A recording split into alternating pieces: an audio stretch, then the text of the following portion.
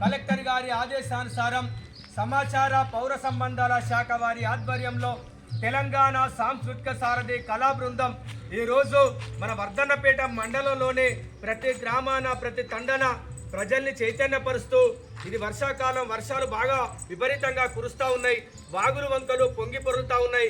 కాబట్టి దయచేసి అవసరమైతేనే బయటికి వెళ్ళాలి, లేకపోతే ఇంట్లోనే ఉండాలి.